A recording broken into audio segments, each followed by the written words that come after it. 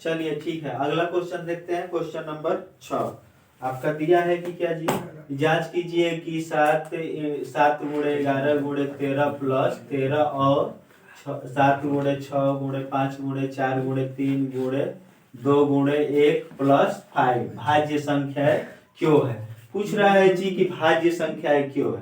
तो जानते हैं कोई भी संख्या एक या दो से अधिक संख्याएं हो, अगर उसमें कोई एक संख्या क्या हो, एक संख्या उसमें क्या हो, उभयनिष्ठ हो, अर्थात तीनों संख्या हो, चाहे चारों हो या 10 भी संख्या हो, उसमें एक संख्या ऐसी होनी चाहिए जो क्या हो, वो सभी में हो। तो अगर वो संख्या सभी में होगी तो वो संख्या कितनी भी बड़ी होगी उस संख्या से क्या होगी, विभाजित हो जाएगी। ठीक है, तो चलिए जो दिया है उसको हम लिख कर देखते हैं। क्या दिया है जी, 7 × 11 × 13 और प्लस 13। इसमें देखते हैं कि कुछ कॉमन है कि नहीं। देखिए, जितना गुणा में रहती है संख्या है उसको एक संख्या मान लिया जाता है, और अगर प्लस आ जाए या माइनस आ जाए तो वो एक संख्या अलग हो जाती है। ठीक है, तो यहाँ से हमको दो संख्याएं देखने को मिल रही है, एक ये संख्या है और एक ये संख्या है। इन दोनों संख्याओं में आप देखिए कि क्या कॉमन है, अर्थात उभयनिष्ठ क्या है। 13 क्या है जी, इन दोनों संख्याओं में 13 कॉमन है, तो 13 को कॉमन ले लेंगे। ठीक है, तो कितना हमको प्राप्त हो जाएगा, 7 × 11 × कितना 13 तो कॉमन हो गया, 1 हो जाएगा, और यहाँ पर 1। ठीक है, तो इसमें 13 कॉमन है ना, तो ये क्या है, ये दी हुई जो इतनी बड़ी संख्या है, दोनों संख्याओं में 13 कॉमन है, तो इससे जो ये प्राप्त होगी संख्या, ये क्या होगी, ये भी 13 से विभाजित होगी। तो ये संख्या क्या है जी, 13 से जब विभाजित हो जाएगी तो ये तो भाज्य संख्या है। तो लिखेंगे अतः दी हुई संख्याओं में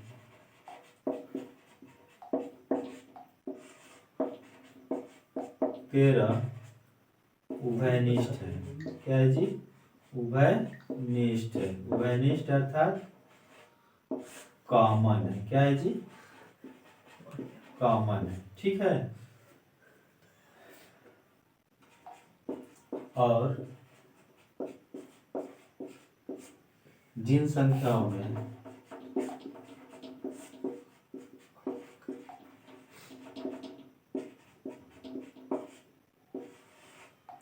कोई एक भी संख्या ऐसी हो जो उन सभी संख्याओं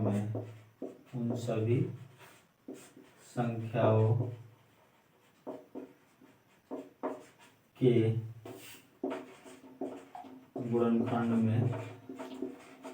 गुणनखंड में उपस्थित हो तो वे संख्याएं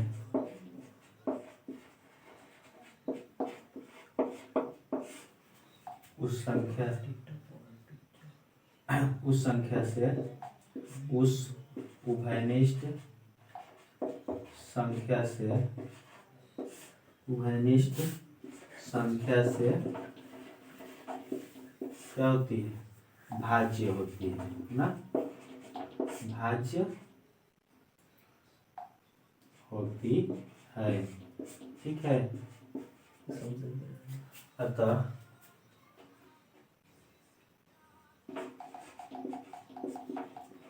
सात गुणे कितना 11 × 13 प्लस 13 भाज्य संख्या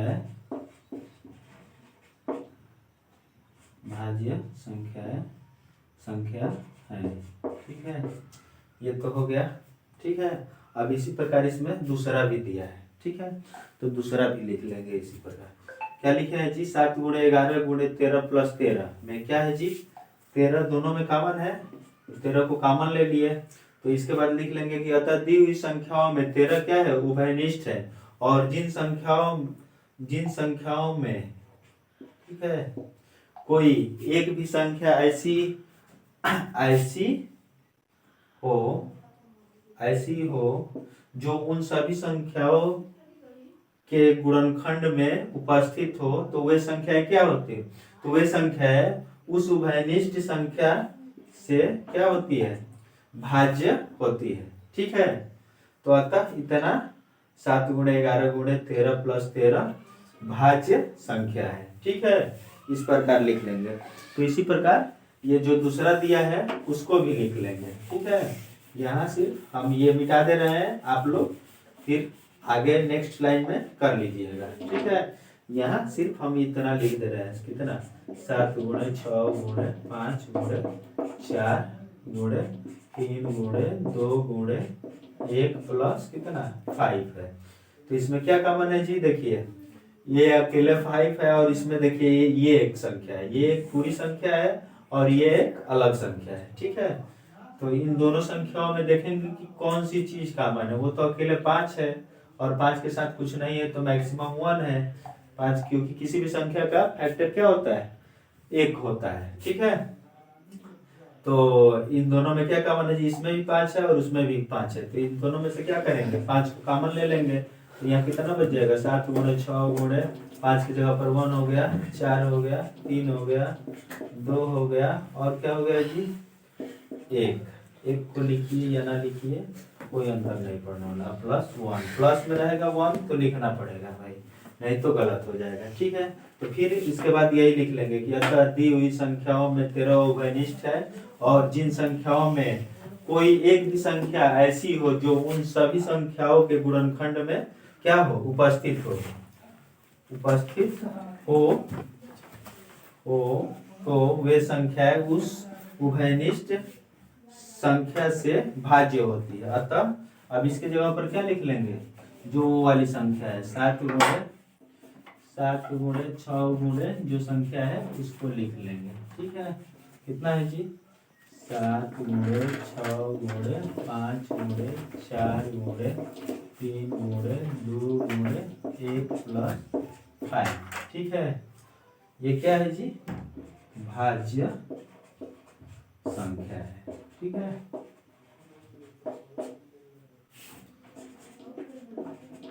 हो गया। इस प्रकार से ये 6 नंबर आपका क्वेश्चन हो गया है। चलिए 5 नंबर छूट गया था, अभी हमको ध्यान नहीं गया, पहले 6 नंबर ही लिख लिए थे, इसके बाद 5 नंबर कर दे रहे हैं क्वेश्चन।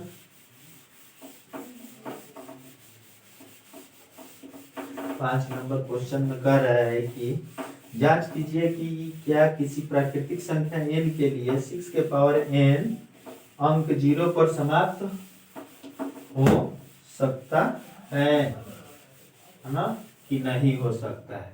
ठीक है, तो चलिए देखते हैं समाप्त होता है कि नहीं होता है।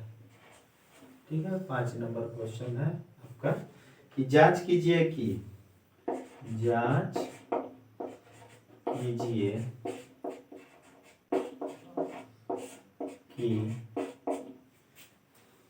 क्या किसी प्राकृतिक संख्या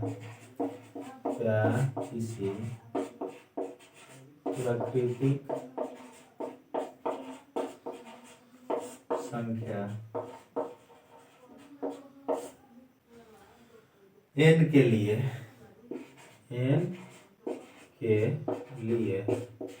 ठीक है, n के लिए संख्या 6 के पावर n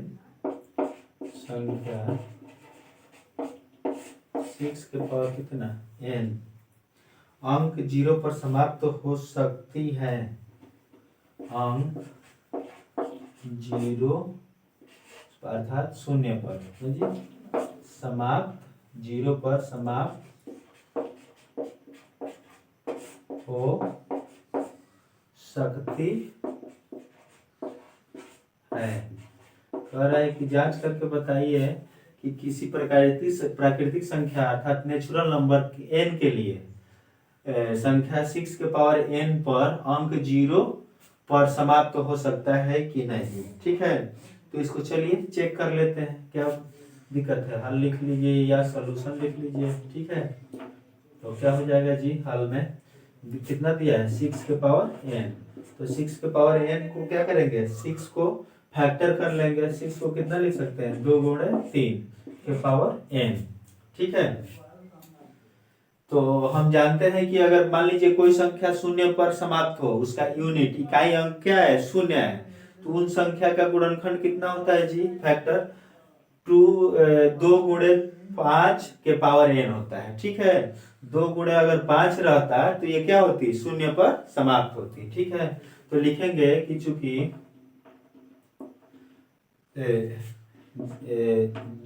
हम जानते हैं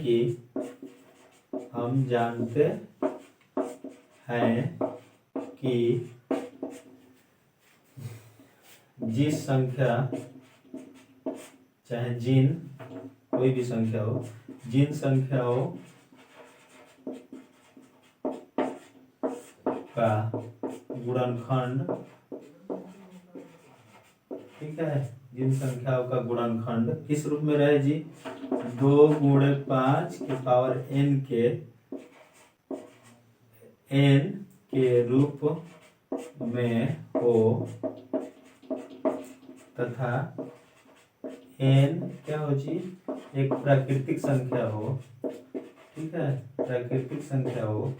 यहाँ ध्यान बात कीजिएगा कि n क्या होना चाहिए, प्राकृतिक संख्या। अगर होल नंबर कर देंगे तो काम गड़बड़ हो जाएगा। ठीक है, तो हम जानते हैं कि जिन संख्याओं का गुणनखंड 2 × 5 के पावर n के रूप में हो तथा n एक प्राकृतिक संख्या हो, तो वे संख्याएं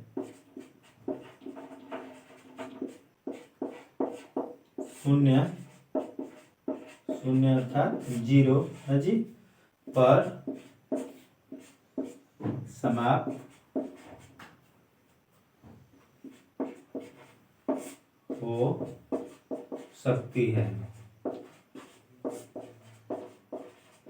अतः क्या जी, इसलिए चाहे अतः जो मंत्र है वो लिख सकते हैं, 6 के पावर n क्या होगा जी, 0 पर 6 के पावर n जो संख्या होगी क्या होगी, संख्या 0 पर समाप्त नहीं हो सकती, क्योंकि जान ही गए क्यों, क्योंकि उसके क्या है, इसके फैक्टर में 2 के पावर 2 × 3 आ रहा है। अगर 2 × 5 होता तो ये संख्या 0 पर समाप्त हो जाती, अर्थात इकाई अंक 0 इसका आ जाता। ठीक है, अगला क्वेश्चन दिया है, अगला क्वेश्चन भी कर लिया जाए, एक ही क्वेश्चन इस चैप्टर में बचा है। चलिए, इसके बाद 1.3 अर्थात नेक्स्ट चैप्टर में आपसे फिर मिलेंगे। तब तक पहले ये क्वेश्चन को देख लीजिए। आज 7 नंबर क्वेश्चन क्या कर रहा है, 7 नंबर क्वेश्चन तो बोर्ड पर लिखेंगे नहीं, सुन लीजिए, हम पढ़ दे रहे हैं। ठीक है, क्योंकि लॉन्ग क्वेश्चन है। किसी खेल के मैदान के चारों ओर एक वृत्ताकार क्या है, पाथ है। मान लीजिए कोई खेल का मैदान है, चाहे जैसा हो, है ना, ये खेल का मैदान हो गया, है ना, और इसके चारों ओर क्या है, वृत्ताकार ऐसे पाथ बना हुआ है। ठीक है, मान लीजिए खेल का मैदान वो भी गोले में बना लीजिए, क्रिकेट टाइप का, क्रिकेट जो बाउंड्री होती है, ऐसे मान लीजिए ये बन गया। ठीक है, इसके चारों तरफ ये क्या है जी, वृत्ताकार पथ है। ठीक है, ये खेल का क्या है, खेल का मैदान है। ठीक है, और ये वृत्ताकार पथ है। ठीक है, वृत्ताकार पथ है। ठीक है, और वृत्ताकार पथ है ना। इस मैदान को एक चक्कर लगाने में सोनिया को 18 मिनट लगते हैं। मान लीजिए यहाँ से सोनिया नाम की कोई महिला है जो यहाँ से क्या करती है, अपना यात्रा शुरू करती है। तो इस मैदान को एक चक्कर में सोनिया को, यहाँ सोनिया लिख दे रहे हैं। ठीक है, सोनिया को एक चक्कर लगाने में कितना लग रहा है जिस समय, 18 मिनट।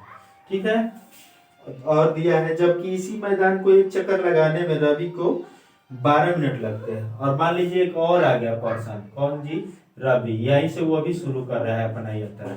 तो वो भाई लड़का है, जाहिर सी बात है थोड़ा फुर्ती से दौड़ता होगा, इसलिए उसको कम समय लगता होगा। ठीक है, तो इसको रवि को 12 मिनट लग रहा है। सोनिया को वृत्ताकार पथ का एक चक्कर लगाने में समय लगता है कितना जी? लगता है बराबर कितना? 18 मिनट। ठीक है। और इसी प्रकार लिख लेंगे उसका भी, एक चक्कर लगाने में 18 मिनट लगता है। और इसी प्रकार रवि का भी लिख लेंगे। ठीक है। रवि को एक चक्कर लगाने में कितना लगता है? 12 मिनट। ठीक है जी। दोनों के बीच कितना का अंतर है?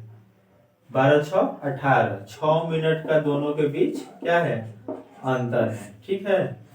तो आगे देखते हैं क्या कह रहा है। मान लीजिए कि वे दोनों एक ही स्थान और एक ही समय पर चलते हैं।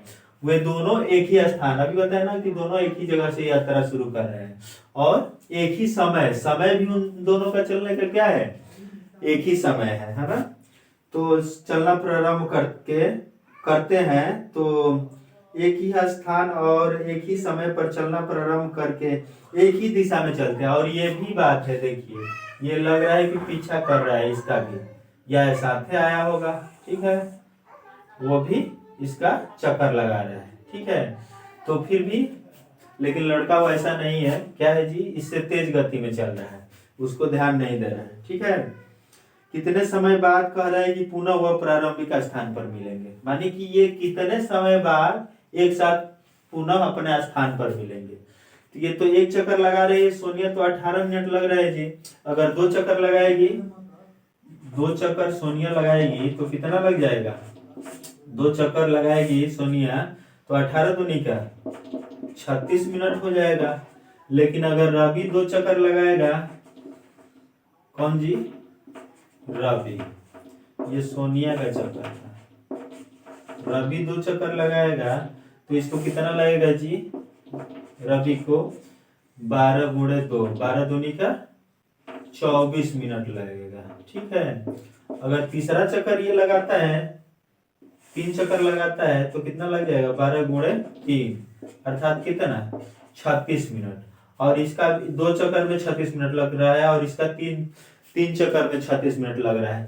तो ऐसे तो देखें तो ये 36 मिनट बाद क्या होंगे? दोनों एक साथ पुनः अपने एक स्थान पर, शुरुआती स्थान पर मिल जाएंगे। ठीक है। तो इसको ऐसे भी समझ कर सकते हैं, या नहीं तो क्या करेंगे? लिखेंगे कि कितने समय बाद वे पुनः प्रारंभिक स्थान पर मिलेंगे। तो लिख लेंगे कि पुनः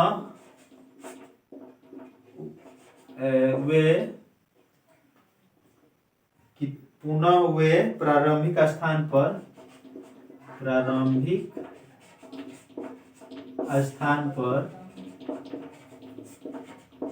मिलेंगे। कब मिलेंगे जी? तो क्या करेंगे? उस दोनों का क्या निकाल लेंगे? लॉसा निकाल लेंगे। किसका? 12 और 18 का लॉसा निकाल लेंगे। 12 और 18 का क्या करेंगे जी? लॉसा निकाल लेंगे। ठीक है।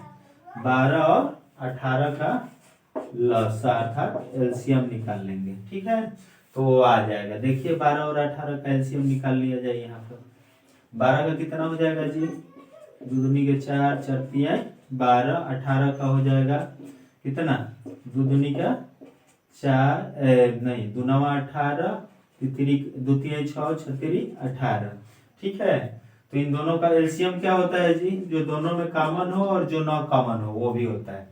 तो 2 तो 2 मिल रहा है, 2 नहीं मिल रहा है दूसरा, उसको भी लिख लेंगे। 3 1 3 मिल रहा है, उसको लिख लिए। 1 3 नहीं मिल रहा है, उसको भी लिख लिए। तो कितना आ जाएगा? 2 दूनी के 4, 4 तिया 12, बढ़ती है 36। इस प्रकार में कितना आ गया? 36 मिनट। और ऐसे भी हम लोग कर रहे थे तो 36 मिनट। तो जो आपको अच्छा लगे, जैसे मन करे वैसे समझ कर, ये समझने के लिए थोड़ा गोला बना दिए। ठीक है। थैंक यू दोस्तों।